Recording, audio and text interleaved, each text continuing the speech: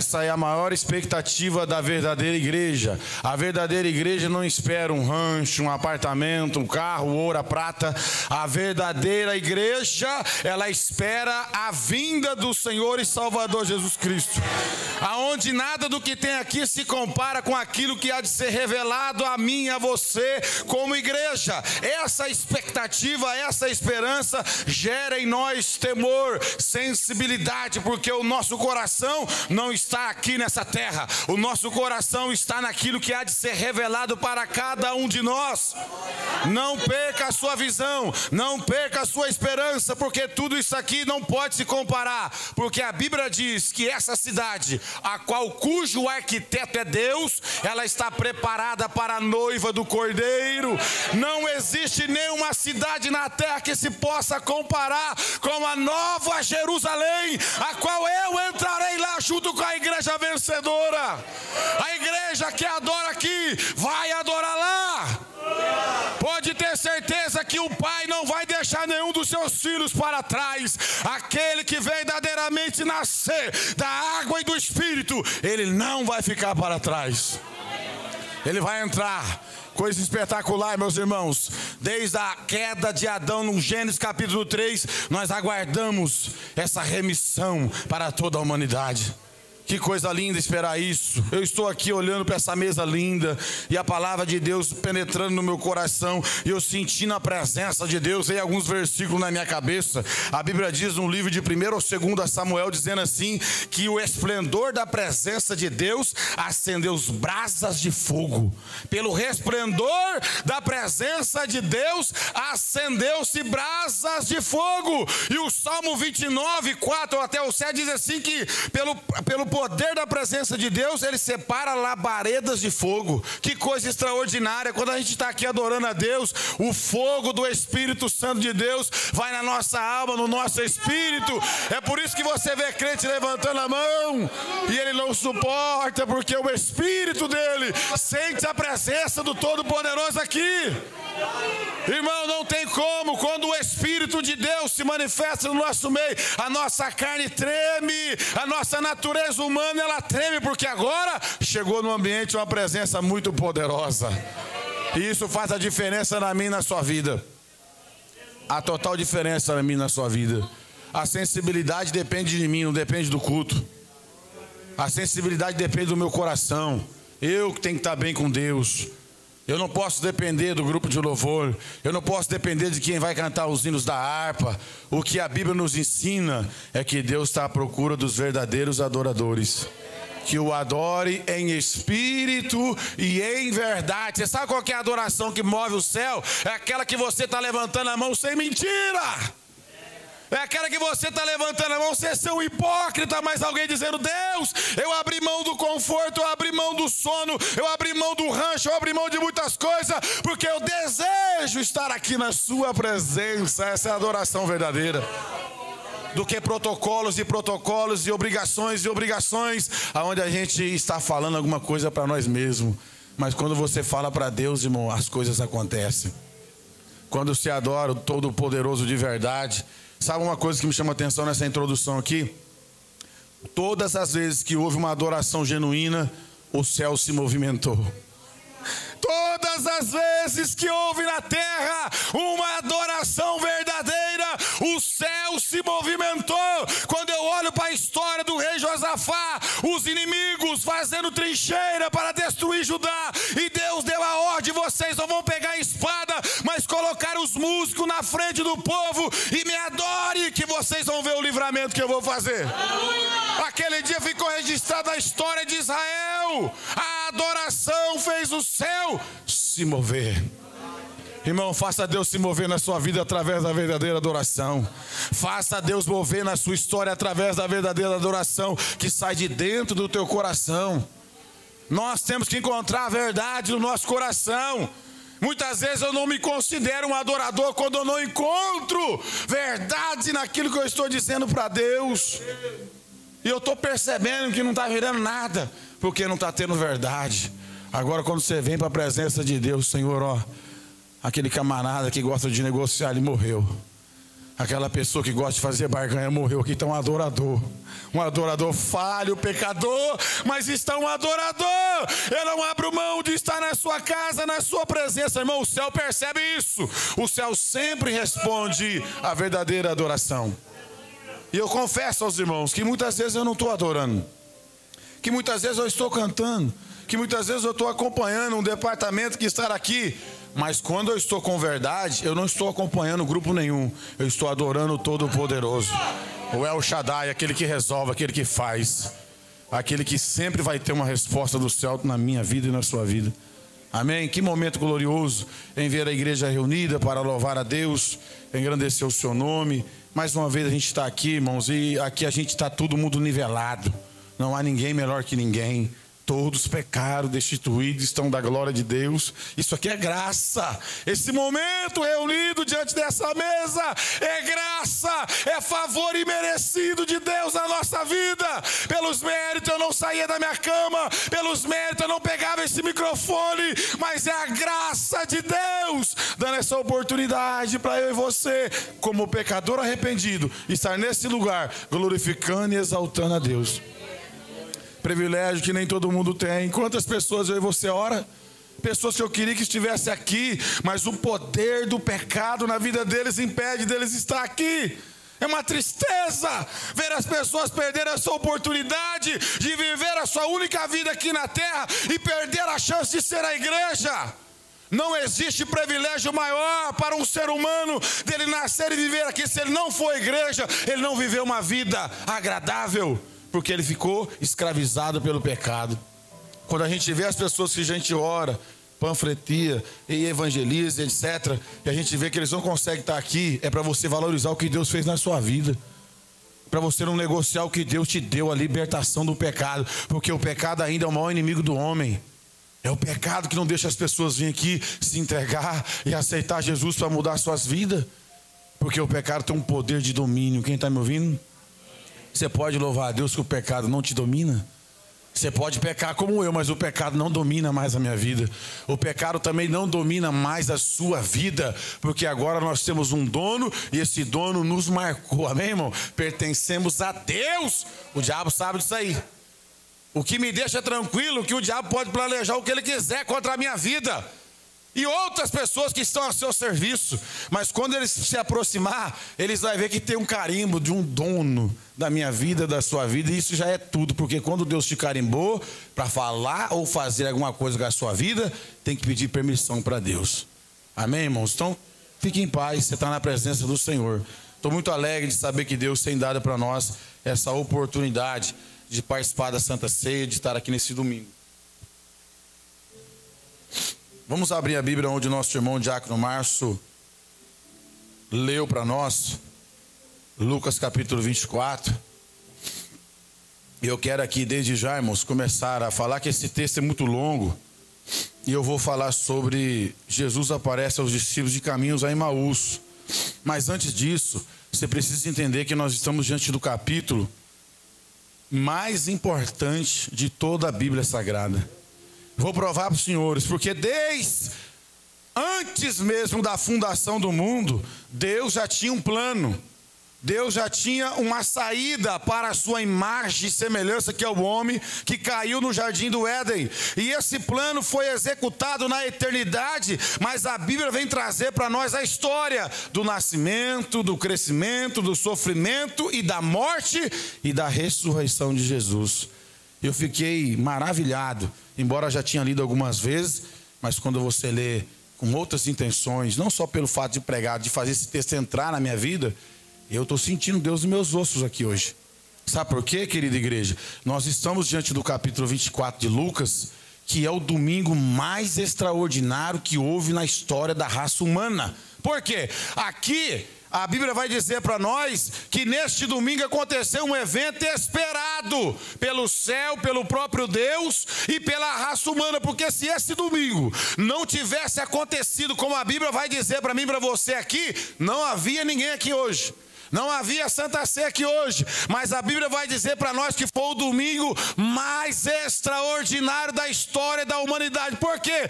Esse capítulo 24 de Lucas vai provar para mim e para você a perfeição de Jesus. Vai provar para mim e para você que a obra expiatória de Jesus, ela foi tão perfeita que aplacou a ira de Deus. Deus aceitou a expiação que Jesus fez como cordeiro que tira o pecado do mundo. E quando no domingo pela manhã as mulheres vão até aquele tumba fria e não encontram o meu e o seu Salvador lá, é uma prova que Deus perdoou o meu e o seu pecado. É uma prova que a humanidade foi salva pelos méritos de Jesus.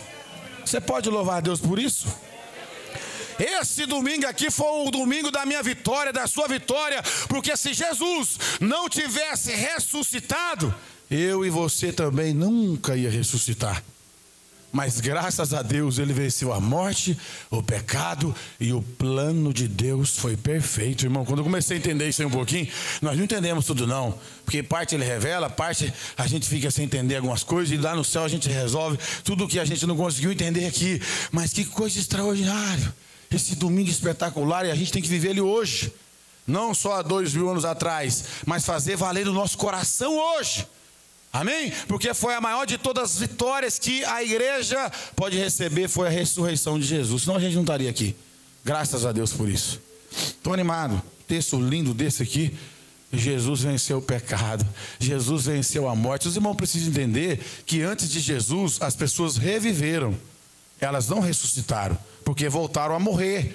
Jesus é a primícia dos mortos. Ele é o primeiro a ressuscitar, porque nunca mais volta a morrer. Os outros reviveu. Aí Deus, por bondade, vai vir, volta lá para a família, vai pagar suas contas, vai resolver os seus problemas, mas você vai voltar a morrer. Agora a ressurreição, só Jesus. Tô certo, pastor Roger? Pode chorar, meu filho. Só Jesus. Só Jesus ressuscitou, e agora ele também garante isso para quem? Para a igreja, a verdadeira ressurreição para a vida eterna. Amém? Outros vão ressuscitar, mas infelizmente para a condenação. Mas que Deus nos ajude a permanecer como igreja, para que nós possamos desfrutar das mansões celestiais. Amém? Pode curvar sua cabeça um pouquinho? Querido Deus e eterno Pai, no nome de Jesus, nós estamos aqui mais uma vez nessa manhã. Essa igreja, meu Deus, está em consagração, aqueles que podem, alguns num jejum parcial. Nós colocamos o nosso coração, Pai, na disposição do Teu Espírito Santo. Precisamos tanto, ó Deus amado, viver uma vida que Te agrada, uma vida que nós possamos acreditar que somos crentes de verdade, que nós não somos, ó Deus amado, espectadores, frequentadores de igreja, mas precisamos tanto que a Sua palavra encontre guarida no nosso coração. Toda resistência nossa, Pai, não resista o Teu Espírito. Tudo aquilo que é contrário à Sua vontade nós rejeitamos, Senhor, e precisamos da iluminação do Teu Espírito Santo. Oh Deus, o que é um homem aqui nesse altar se o Senhor não ajudar? O que é, meu Deus, a gente por detrás dessa tribuna, se o Teu Espírito não falar pela nossa boca, Senhor? As almas são todas do Senhor, foi Jesus que comprou com preço na cruz do Calvário. É um privilégio muito grande ficar na frente da igreja viva, do poder de Deus. E nós precisamos que o Senhor nos ajude, Senhor, a falar da Sua palavra, a transmitir a Sua palavra para o Seu povo nessa manhã. No nome de Jesus, quem crê, diga amém. Meus irmãos, Lucas 24, do 13 a seguir, diz assim: e naquele mesmo dia, 2 deles estavam caminhando em direção a um povoado chamado Emaús, que ficava a cerca de 11 quilômetros de Jerusalém, e iam dialogando sobre todos os fatos recentemente ocorridos. Enquanto trocavam ideias e discutiam, o próprio Jesus se aproximou ambos e começou a caminhar com eles. Entretanto, os olhos deles foram impedidos de reconhecê-los. Queridos, a gente vai ver aqui agora esses 2 discípulos que outrora ouvia as pregações de Jesus, que outrora estava na comunhão com Jesus, mas a Bíblia vai nos dizer, meu querido, que eles estavam vindo da cidade de Jerusalém no domingo, aonde a expectativa deles também era a expectativa de todos aqueles que ouviam Jesus dizer que ele ia ser levado aos tribunais, que ele ia ser entregue à mão dos pecadores, ele ia morrer e ao terceiro dia ele ia ressuscitar. E a Bíblia vem trazer para mim e para você essa informação, que esses dois discípulos estavam parecendo que a fé deles estava meio em baixa, em uma situação de confusão no seu entendimento, porque eles vinham voltando para a cidade a qual eu acredito que eles moravam, e a Bíblia vem dizer que eles vinham narrando a história, mas sem nenhuma expectativa daquilo que Jesus já havia avisado que ia acontecer. Infelizmente, nós lutamos com uma pessoa muito terrível na nossa vida que chama incredulidade. A incredulidade é o maior mal que existe no nosso coração, porque veja bem, eles estavam esperando esse evento acontecer, eram pessoas que estavam inseridas no contexto da história, mesmo assim os dois estavam voltando meio que entristecidos, decepcionados com a situação, e a Bíblia vem dizer para mim e para você, que Jesus agora se aproxima dos dois nessa caminhada, como se fosse daqui em Havaiandava, a pé, e os dois conversando, dialogando, só que percebe que a mente deles estava tão voltada aos problemas, às decepções, frustrações das suas próprias expectativas, que eles não reconheceram que o próprio Jesus estava ali. Infelizmente, essa situação acontece comigo e com você, mesmo eu e você sendo igreja, servo de Deus, pregador, adorador. Se eu e você focar só nas dificuldades desta vida, olhar só para os problemas que a vida nos oferece, a gente não vai perceber que nessa caminhada nós não estamos sozinhos. A gente não vai ter a percepção da presença de Deus na nossa vida, mesmo quando as coisas não estão da forma que eu e você queria. Porque agora você percebe que a mentalidade, que a visão, dentro da expectativa deles, eles estavam frustrados. Mas agora eles recebem a presença do ser mais poderoso do universo, aquele que criou todas as coisas, o autor e consumador da fé. E eles, com a mente voltada dentro das suas expectativas, não perceberam a presença de Deus ao lado deles. Tem muita gente que está focado no problema, na luta, na dificuldade e não percebe a presença de Deus na sua casa. Não percebe a presença de Deus na sua vida. Isso é uma falha. A gente precisa melhorar a nossa sensibilidade, porque a presença de Deus é única. A presença de Deus não dá para se confundir com outra.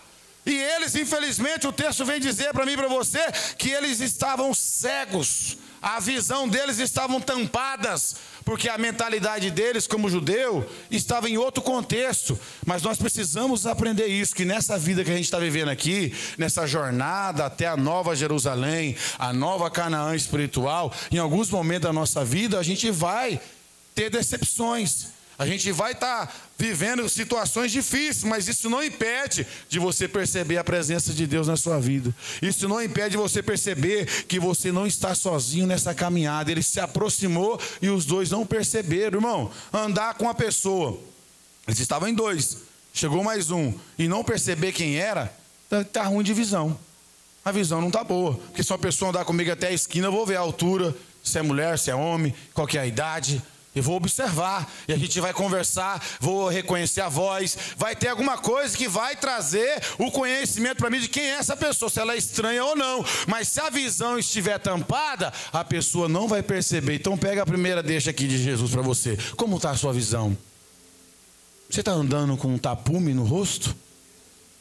Não tem uma venda nos seus olhos impedindo de você ver que Jesus está com você? Que Ele está realizando sem você perceber aquilo que você mais precisa? Que Ele está te sustentando nessa prova, que Ele está te abençoando, mas você está com a visão tampada e você não consegue perceber que Ele está com você.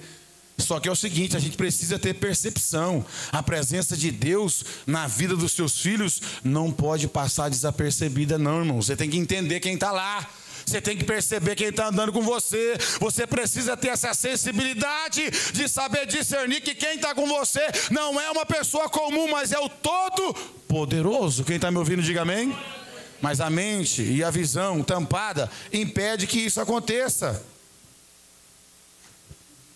O texto continua dizendo, verso 15, Enquanto trocava ideias, discutindo, o próprio Jesus se aproximou de ambos e começou a caminhar com eles. Será que tem pessoas que, mesmo andando com Jesus, não sabem quem é Jesus ainda? Será que tem pessoas na igreja, em todo esse exército evangélico que existe no Brasil e fora dele, quantas milhares de pessoas que Jesus está no meio deles, mas eles não percebem que é Jesus?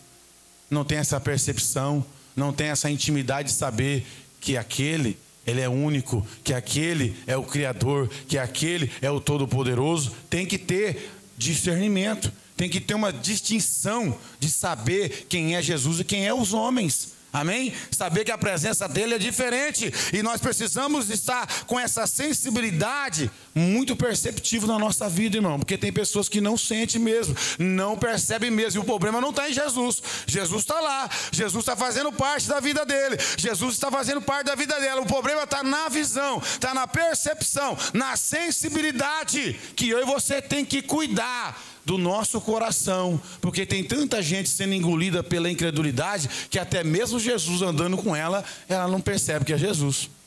Deu para entender? Tem gente que está tão ruim nesse envolvimento com Deus que ele não percebe que é Deus que está com ele. É muito triste isso. A gente percebe que eram pessoas discípulas que estavam envolvidos no contexto de ensinamento. Verso 16: entretanto os olhos dele foram impedidos de reconhecê-los. Irmãos, se eu e você deixar nossa mente sufocar de problema, dificuldade, pandemia, desemprego, problema econômico, saúde, etc., você não vai perceber nada, a sua visão só vai estar focada no problema. Por isso que a igreja é diferente, ela triunfa em meio à perseguição, a igreja triunfa em meio à escassez, prova, morte, perseguição. Ela sempre avança, porque ela sabe que o seu autor e consumador está com ela. Não existe uma promessa mais gostosa do que a que Jesus falou. Vocês não podem estar comigo a todo momento, eu não posso estar com vocês a todo momento, embora eu amo estar com vocês e acredito que vocês amam estar inseridos no corpo de Cristo, mas ninguém aqui tem capacidade de estar com ninguém a todo momento. Mas tem uma promessa de Jesus para mim e para você que é tremenda: eis que estou convosco todos os dias, até a consumação do século. E se você não crê nisso? Se você não perceber que essa promessa é para você, independente daquilo que você pensa, é uma promessa que ele fez, garantindo que a presença dele estaria na minha vida e na sua vida para todos sempre, até a consumação do século, porque depois que consumar, estaremos para sempre com ele. Então a gente precisa cuidar da nossa visão. Prende isso, irmão. Cuida da sua visão, cuida da sua mente. Tem pessoas que só traz tragédia na mente, eles só conseguem olhar as tragédias, as mortes. Tem pessoas que sabem toda hora quantas pessoas morreram no Brasil do Covid, só que ele não sabe falar quantas pessoas foram recuperadas, quantas pessoas Deus glorificou o nome e deu a oportunidade de voltar para casa. Tem pessoas que só sabem falar de desempregado, mas não sabem falar de quantos empregos foram criados. E, infelizmente, isso é um problema da pessoa que consegue colocar a mente só nas dificuldades. Então, você não vai conseguir ter a visão que agrada a Deus. Temos que tomar cuidado com isso. Olha o verso 17, eles estavam entristecidos, ó. Então ele lhes questionou: o que vos preocupa e sobre o que ides discutindo durante a vossa jornada? E eles pararam entristecidos. Por que eles estavam entristecidos, meus irmãos? Sendo que foi o domingo mais especial da história da raça humana. Porque a mente deles estava com uma outra expectativa em relação àquilo que Jesus ia fazer por toda a humanidade. Nós devemos estar bem centralizado na nossa cabeça que Jesus morreu na cruz do Calvário, em primeiro lugar, como obra prioritária da minha e da sua vida, a salvação das nossas almas.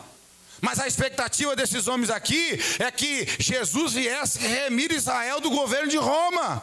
A expectativa deles era outra, por isso fica entristecido. Quando a pessoa não é bem instruída, bem ensinada, ela fica entristecida. Ah, eu queria ser médico, eu não sou médico. Eu queria ser empresário, Jesus não me fez empresário. Eu queria isso e aquilo, não, meu filho. Você precisa entender que a obra prioritária de Jesus é te salvar. Isso ele já fez.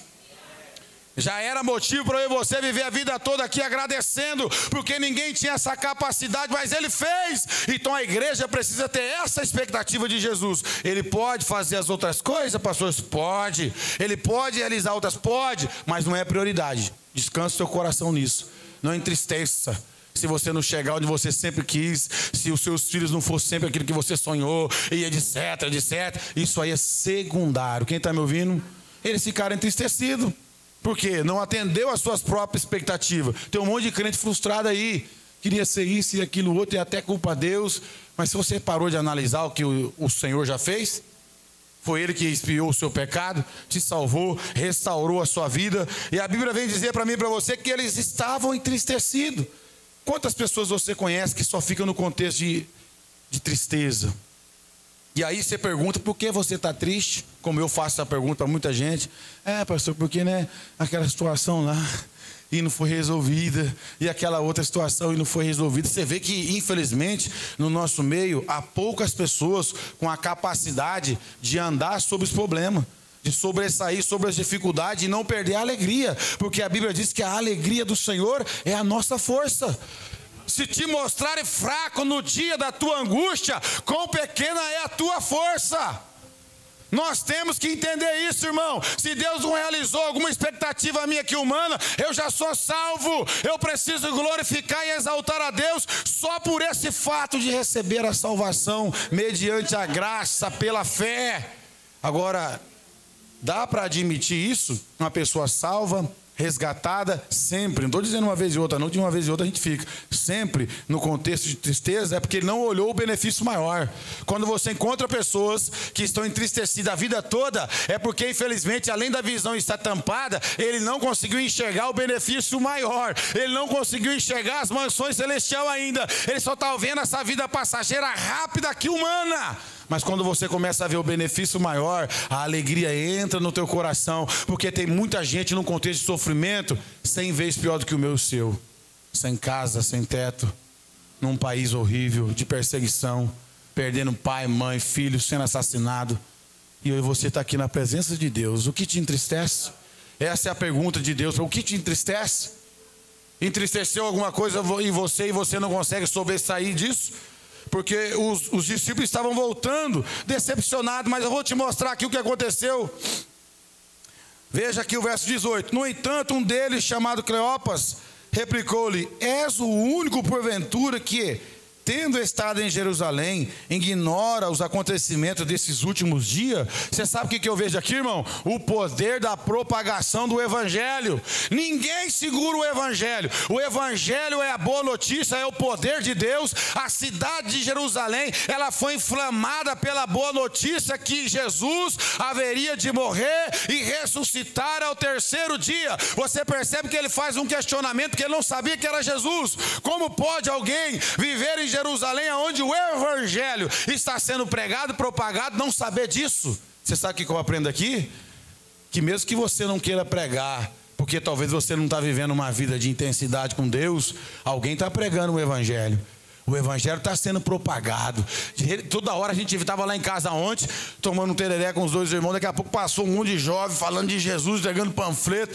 Tem alguém anunciando o Evangelho. O poder do Evangelho está povoando toda a terra. Tem missionário que está colocando a vida dele debaixo da forca, mas ele quer levar o Evangelho. Então a gente percebe aqui, meus irmãos, que o Evangelho ele vai chegar em todos os cantos da terra. Queira o diabo não, o sistema não, a perseguição não, o Islã não, Deus sempre tem pessoas que está disponível a morrer para levar o Evangelho.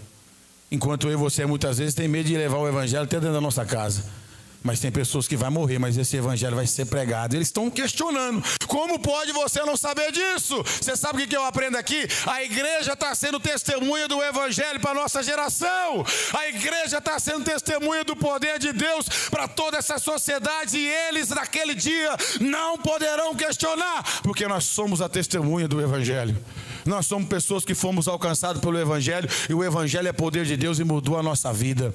Paulo chegou à conclusão em Romanos 1,16, um camarada que era fariseu de fariseu, que matava pelo zelo da lei, e ele disse: não me envergonho do Evangelho, pois ele é poder de Deus. Poder para transformar, para libertar, para trazer esperança no coração das pessoas. Então a gente percebe que eles estão questionando porque não sabia quem era Jesus. Como pode? O Evangelho todo mundo sabe. O que Jesus ia fazer, todo mundo aqui em Jerusalém está sabendo.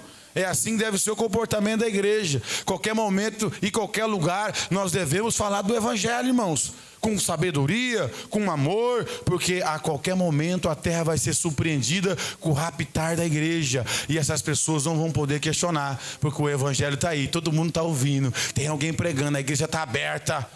Então nós podemos entender que ninguém segura o evangelho. Verso 19: ao que eles lhe indagou, quais? E eles começaram a lhe explicar. Ora, o que ocorreu a Jesus, o Nazareno, que era varão, profeta, poderoso em obras e palavras diante de Deus e todo o povo. Irmãos, eles mesmos estão falando do maior pregador da história da humanidade. Eles mesmos estão falando da pessoa que realizou tudo que nenhum profeta poderia realizar. Jesus realizou e fez. Só que infelizmente o fato de você conhecer não quer dizer nada. Tem um monte de gente que conhece, mas não tem um coração na palavra. Tem um monte de gente que sabe que Jesus é, que faz, mas não percebe nem a presença dele. Sabe, foi ele que fez, poderoso em palavras, etc. Tem gente que é um poliglota, mas não sabe discernir a presença de Deus. Verso 20: e como chefes dos sacerdotes, a nossa autoridade os entregaram para ser condenada à pena de morte e crucificaram. Eles estavam chocados com a cruz. Os judeus, meus irmãos, infelizmente, se você for estudar, você vai ver um grupo menor de judeu ortodoxo e a grande maioria, menor judeu messiânico, melhor dizendo, e a grande maioria judeu ortodoxo, que ainda fica no Pentateuco, que ainda espera a primeira vinda de Jesus. Eles não compreenderam na totalidade essa ideia de cruz, essa ideia de crucificação. Eles queriam um remidor da opressão de Roma. Eles não queriam alguém que ia pagar o preço pelos seus pecados. Então esses dois discípulos estavam chocados com a cruz, sendo que a cruz é o ponto da nossa vitória. Se Jesus não derrama o seu sangue ali, esse sangue não cobriu o meu e o seu pecado e nós estávamos enroscados. Porque a nossa justiça não aplaca a ira de Deus. Quem está me ouvindo? Você não é bonzinha não, viu? Você não é melhor que ninguém não. Não é porque você não fez isso, não fez aquilo outro que a pessoa fez, que você é melhor que ela, não. Você não é. Nem eu. Nós não somos. Se não for aquele sangue lá naquela cruz, aonde para muitos é motivo de escândalo, mas para mim e para você é salvação, o poder de Deus, nós estávamos perdidos. Então não tem ninguém melhor que ninguém, mas a compreensão deles, eles estavam chocados com a cruz. A cruz não choca, a cruz salva, a cruz traz esperança. Porque há essa necessidade que tudo isso acontecesse para cumprir. Inclusive o texto vai dizer aquilo que desde Moisés os profetas haviam dizido sobre Jesus. Tinha que cumprir, irmão, cumpriu tudo. O que está escrito? Passa os céus e a terra, mas a minha palavra não há de passar. Fique tranquilo, o que Deus registrou aqui, ninguém vai impedir de acontecer. Por isso que a verdadeira igreja está na palavra, está tranquila. Pode a terra se mover, os mares se embravecer. O que Deus estabeleceu na sua eternidade vai acontecer. Não tem governo, não tem sistema, não há ninguém que possa impedir dessa palavra se cumprir. Inclusive cumpriu na totalidade do seu Filho. Que coisa espetacular, você serve um Deus que avisou você antes de você nascer, mas quando você tomou conhecimento já estava tudo escrito que Ele ia fazer tudo isso e fez, por mim e por você. Que coisa espetacular, esse evangelho é maravilhoso. Verso 21, e nós o acreditávamos que, olha aí, ó, a expectativa deles, ó, e nós acreditávamos que fosse Ele quem havia de trazer a total redenção a Israel, mas hoje já é o terceiro dia desde que tudo isso aconteceu. Expectativa errada. Como tem um monte de crente e também sendo ensinado só pensando nessa vida terrena. Tem sermões e pregações e púlpito que não fala do céu, que não fala da Nova Jerusalém, que não fala do arrebatamento da igreja, criando na própria igreja uma outra expectativa, apresentando um outro Cristo, sendo que o Cristo que a Bíblia nos ensina dele, ele toda hora está dizendo que ele vai voltar, que ele vai vir buscar um povo zeloso de boas obras. Essa é a expectativa que o verdadeiro evangelho gera no meu e no seu coração. Mas os dois discípulos aqui, como judeu e toda a história que tem, eles estavam com uma outra expectativa, como também tem muita gente assim, com uma outra expectativa desse Cristo aí. E nós precisamos olhar o Cristo da Bíblia. Verso 22. Em verdade também que algumas mulheres seguidoras conosco nos assustaram, porquanto foram de madrugada no sepulcro. Aqui, irmãos, olha que coisa tremenda. Quando a mente da pessoa está confusa, quando a visão está tampada, ela rejeita até os testemunhos das pessoas que comungam a mesma fé, das pessoas que estão junto. Como que eu posso aqui questionar um testemunho do Márcio, do Levi, do pastor Valdir, de pessoas que eu convivo junto? Cremos no mesmo Deus, mas se a minha mente, o meu coração, a minha expectativa estiver totalmente errada, eu vou até ter incredulidade dos testemunhos dos irmãos, porque aqui os dois discípulos tiveram esse privilégio para fortalecer a fé deles ainda, e a coragem das mulheres aqui, mano. Quem aqui já foi em algum cemitério ou sepulcro de madrugada aí? A fé delas era tão grande, né, pastor Cid? A expectativa de madrugada, o texto está dizendo que elas foram. E até nós adultos assim, não se dá muito, não fica muito confortável num lugar que tem pessoas mortas, a gente fica meio deselegante, né? Uma vez eu estava lá no túmulo da minha avó, e não sei, rapaz, sentou uma pomba num gás seco, daquelas árvores que tem no cemitério central de Penápolis aí, que lá tem bastante árvore, sentou num gás seco lá em cima e quebrou. E eu estava lá sozinho, na hora que o gás caiu perto de mim, eu saí virando piroleta que nem a Daiane dos Santos. Falei, meu Deus, que assusto que dá. E a gente vê a coragem dessas mulheres que foram até esse lugar. Quem está entendendo o texto aqui? Foram de madrugada no sepulcro, mas não encontraram o corpo. A maior vitória aqui, ó.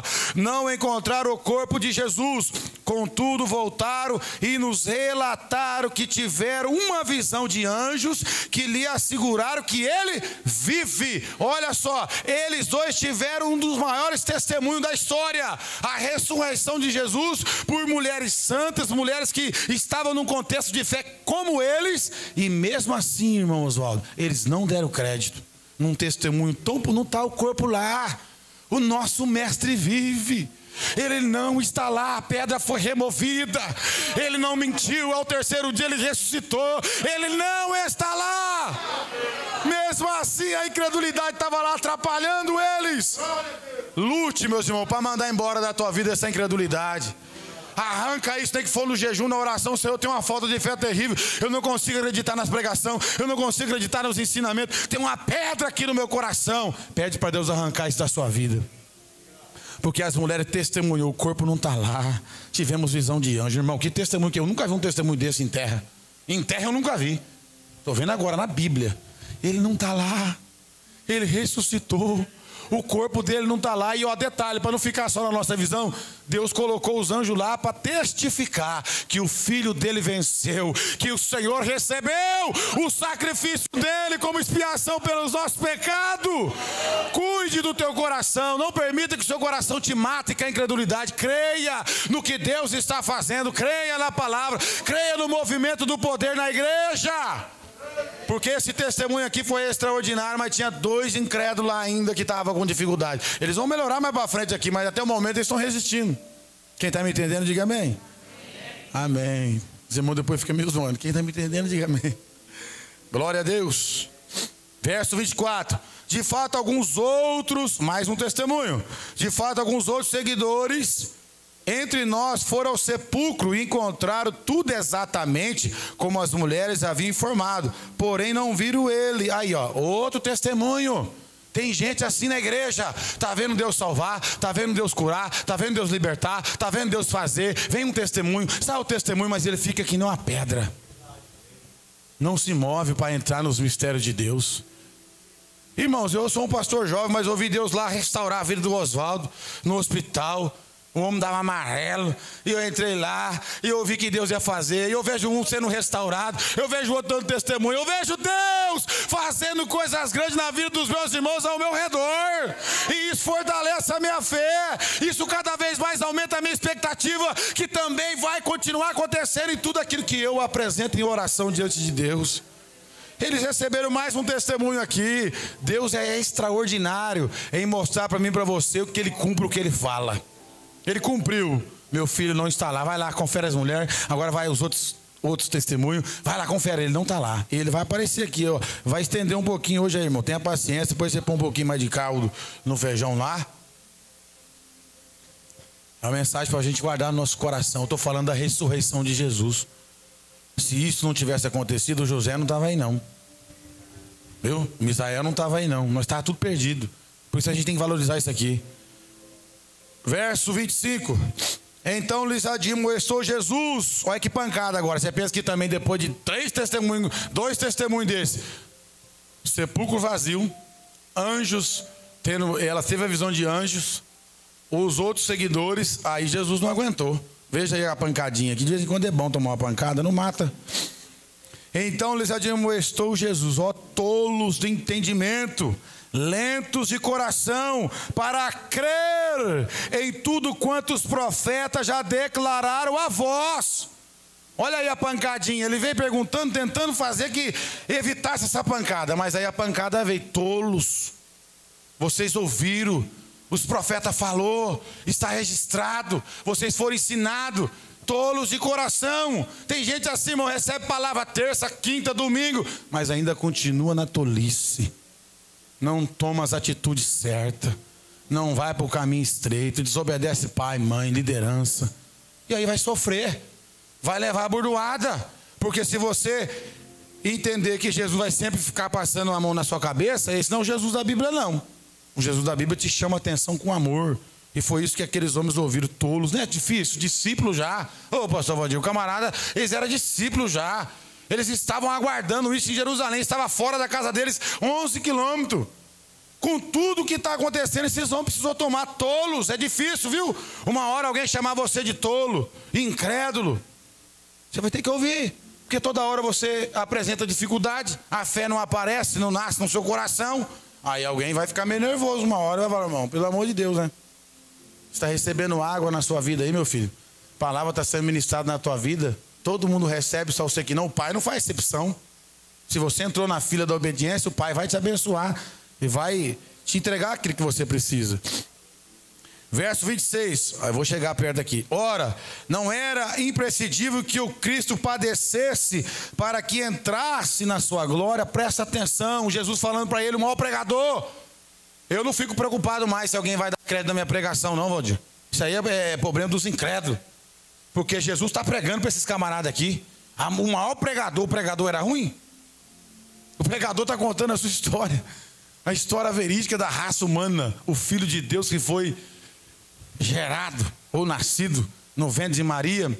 E a Bíblia vem dizer para nós que ele está pregando para os dois. Agora, o maior pregador e ainda está com dificuldade de compreender. Então fica tranquilo, Marco, generoso, Oswaldo. Quando a gente estiver pregando, tiver alguém lá, não entendi, eu não gostei, e não sei o que, Jesus passou isso aqui, ó.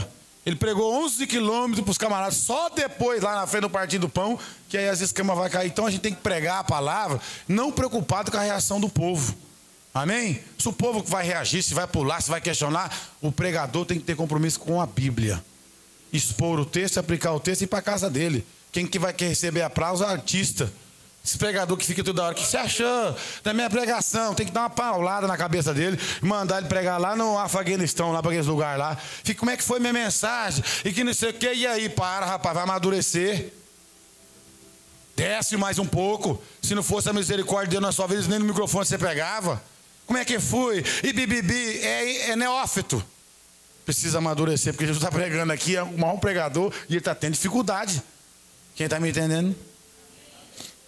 Agora ele falou aqui que era necessário padecer para entrar na glória.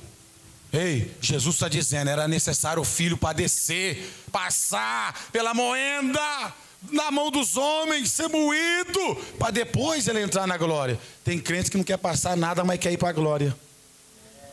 Não quer vento não, Adriano. Não. Só quero que Deus multiplique pão e peixe. Pão e peixe. Faz sair andar sobre as águas. Vai, Pedro andou, mas ele afundou lá e tomou um pouco de água. Então a gente precisa entender isso. A verdadeira igreja chegará lá, mas vai ter sofrimento, viu? Ele mesmo falou: no mundo tereis o quê? Aflições, tenha bom ânimo. Então é isso aí que é ser igreja. O próprio Cristo falou para os camaradas, pregando para eles: ora, não era imprescindível que o Cristo padecesse para que entrasse na sua glória? Então, crente de verdade vai passar dificuldade, sim, está na Bíblia aí. Vamos vencendo, a gente vai chegar lá. Estou chegando para o final.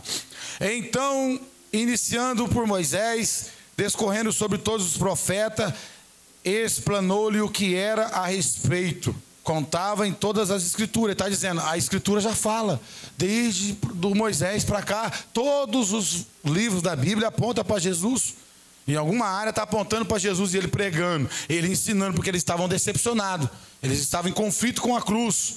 Verso 28, ao se aproximar do povoado para o qual se dirigiam, Jesus fez com que iam a continuar a caminho a segunda mais à frente. Ou seja, Jesus queria esticar um pouco a conversa para ver se eles se entendessem, levar mais um pouquinho para frente. Aí a gente vê a educação do judeu, que insistiu, quer ver, ó?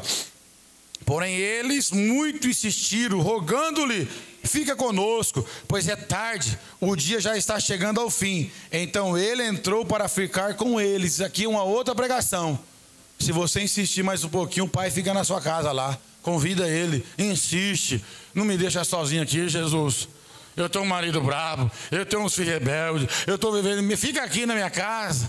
Ele vai lá, irmão, vai estar com você. O texto vem dizer que eles ficaram e entraram, Jesus melhor dizendo, eles entraram. Olha lá, agora o verso 28. Porém, muitos insistiram, rogando, fica conosco, pois é tarde e o dia já está chegando ao fim. Então ele entrou para ficar com ele. Agora eu vou revelar para os irmãos o segredo aqui, que está na Bíblia. Eu não, está na Bíblia, né? Presta atenção, verso 30.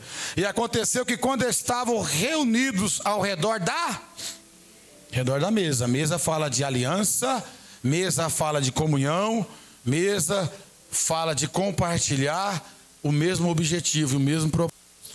Quando eu sou convidado para ir no churrasco, conversar com os irmãos, vai na minha casa alguém, eu vou na deles, nós estamos tendo comunhão, nós estamos no mesmo propósito, somos irmãos, filhos do mesmo pai. Na mesa acontece a revelação. A pregação não foi o suficiente, do maior pregador, pastor Reginaldo. 11 quilômetros pregando, contando a própria história. Não, eu acredito que não tem um pregador que nem Jesus, né, Valdir? Ele era poderoso em palavras, diante dos homens, diante de Deus. A pregação não adiantou, Oswaldo. Só que aí é o seguinte, quando ele senta na mesa, aí acabou. Porque aí é comunhão, irmãos. Valorize a sua comunhão. Tem gente que não valoriza a comunhão da igreja. Tem gente que não valoriza a comunhão dos santos. Não valoriza a comunhão de Cristo. E a mesa aponta para o nosso relacionamento. A mesa fala da nossa intimidade que nós temos. Estranho senta na sua mesa? Alguém que você vê a primeira vez senta na sua mesa? Alguém que você conheceu na rua da sua casa? Um mascate lá vendendo alguma coisa, entra aqui, vamos almoçar. Não tem isso. Você não é louco? Não tem isso. Só vai lá pessoas que você conhece. Senta na sua mesa, pessoas que moram no teu coração. Quem está me ouvindo? E aí a Bíblia vem dizer para nós que agora vai cair as escamas por causa do poder da comunhão. A comunhão revela quem Deus é. A comunhão revela a necessidade da gente nunca desprezar a mesa com Ele. Porque o texto vem dizer, e aconteceu que quando estavam reunidos ao redor da mesa, tomando ele o pão, deu graça, partiu e deu a eles. É aqui, irmão, é na comunhão que as escamas vão cair da sua vida. É na comunhão que você vai se envolver mais com Deus. É na comunhão do partir do pão da Santa Ceia. Por isso nós valorizamos. Aqui é elemento simbólico, mas aqui prova a comunhão de cada crente. Não é chegar aqui com a vida desconcertada, é chegar aqui com temor, porque ninguém participa por mérito também. É misericórdia de Deus e graça. Mas nós estamos inseridos no contexto da comunhão. Estamos inseridos no contexto do compromisso e obediência. Quem está me ouvindo? Obediência, compromisso e comunhão. A pregação não foi suficiente, 11 quilômetros, tá bom. Vamos ver se eles vão aguentar agora. Eles vão reconhecer. Porque Jesus fazia aquele ato muitas vezes. Estava no contexto de ensinamento de Jesus antes da morte. Esse ato de partir o pão, caiu as escamas, é na comunhão, Oswaldo. Crente que não vem na oração, não participa das coisas da igreja, está cego.